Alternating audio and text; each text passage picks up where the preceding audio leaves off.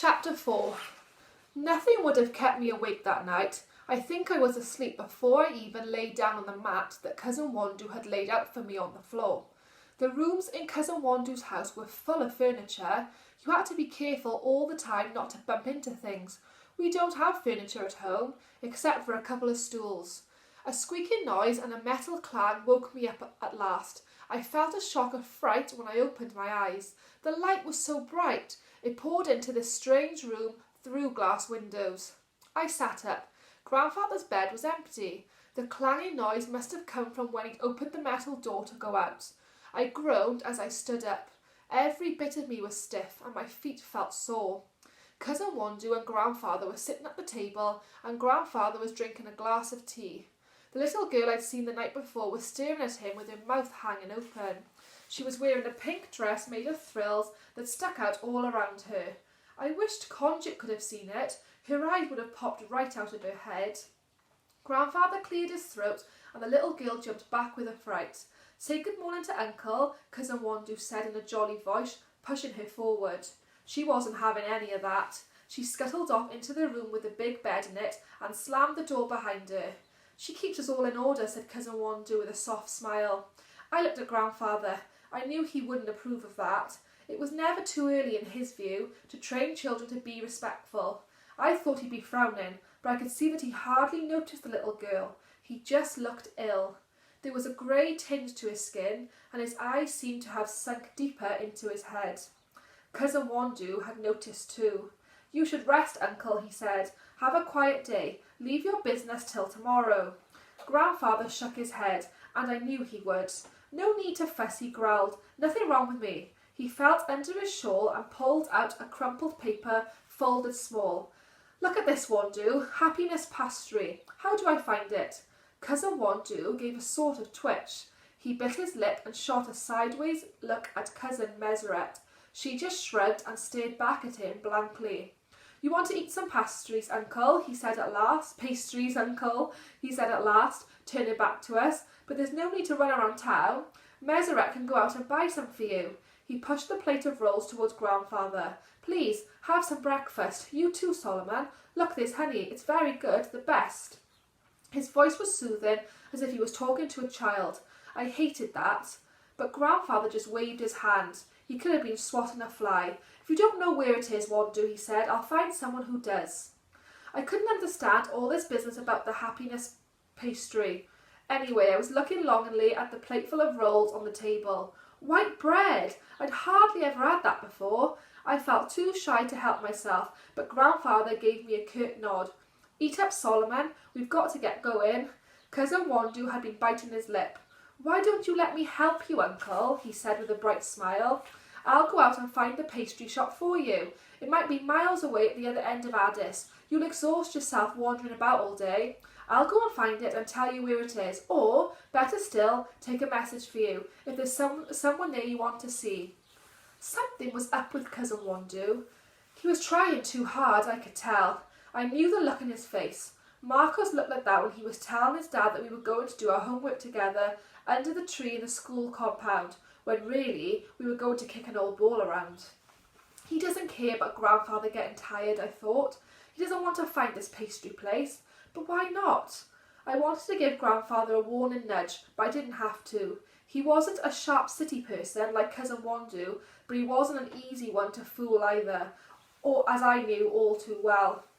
"Very good of you, my boy," he said, nodding as if he was pleased. "But you'll be wanting to get off to work, I expect. We look forward to seeing you later. Come along, Solomon. Are you planning to sit there stuffing your face all day?" Cousin Wandu looked desperately at Cousin Meseret and she said, "But it'll be awful out in town today. The Olympic athletes are landing at the airport this morning and the streets will be packed. There's going to be a procession of triumph through the whole city. You'll never be able to get anywhere." Cousin Wandu leaped on this. "She's right. Honestly, Uncle, we'll be worried about you if you go out today." I could have told him to save his breath. Nothing stops Grandfather doing what he wants to do, and for once I was glad of it. A procession of triumph. I might get to see it, to see them, and if I did, everyone in Kidami would just about die of envy. We were out in the street soon after that. Cousin Wandu was still protesting, even as we went out through the door, but Grandfather just ignored him. My feet were still sore from the day before, and my legs ached too, but I forgot about them as soon as we came out of Cousin Wandu's side street onto the main road. I was busy looking around at everything, at the cars and the buildings and the people. I was confused by all the noises too, the blaring horns and rumbling trucks and shouting people. Cousin Wandu had been right. The streets were much more crowded than they'd ever been than they'd been the day before. Everyone was waiting for the procession to come past. Suddenly I realised that I'd lost Grandfather. For a moment I was too frozen with fright to move, and then the gang of schoolgirls in front of me parted, and I caught sight of his grey head walking along in his calm, unhurried way. I ran to catch up with him and felt a babyish urge to hold on to his hand, but of course I didn't. "Where are we going, Grandfather?" I asked. "How are we going to find this place?" He didn't like questions, so I might have saved myself the bother of asking, because I knew all the time that he wouldn't answer. Instead, he headed over towards a little shop, not one of the smart ones with big glass windows, but a little one that looked as if it had wandered into the city from the country, like us. An old man was sitting on the bench outside it, enjoying the warmth of the morning sun. Grandfather went up to him and coughed politely to attract his attention. The old man looked up. It took a long time, of course. It always does when old men get together. All the greetings and introductions and explanations, they never seem to stop. When Grandfather sat down on the bench beside the old man, they got started on the state of the roads in Addis Ababa. I thought we'd be there all day. Grandfather got to the point at last. "The happiness pastry," the old man said, holding Grandfather's crumpled bit of paper close up to his eyes. "Yes, I know where that is. Not far from here at all. I'll get my nephew to show you the way." He twisted around to call back in through the open door of the shop. "Kabidi, where's that dratted boy? Come here." A boy came out. He looked about my age. "Show this gentleman the way to the happiness pastry," the old man ordered. "Then come straight back here." "Yes, uncle," the boy said, but when he saw me looking at him, he gave me a sly grin.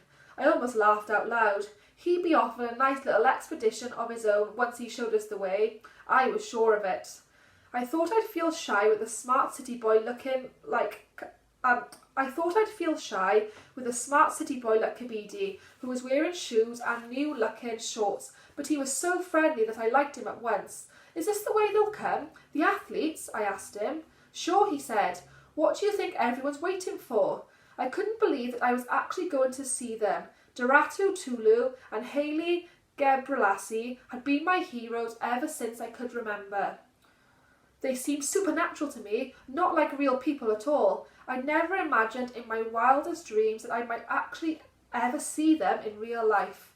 "Here you are," Kabidi said suddenly, "the happiness pastry." His uncle had been right. It had hardly taken any time at all to find it. "Good lad," Grandfather said. He fished out a coin from his pocket and gave it to Kabidi. "Get back to your shop now."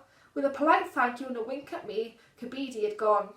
I looked above the door of the pastry shop. A large sign said happiness. It could be seen from away down the street in both directions. "Cousin Wandu must know this place," I said to myself. "I wonder what he's up to."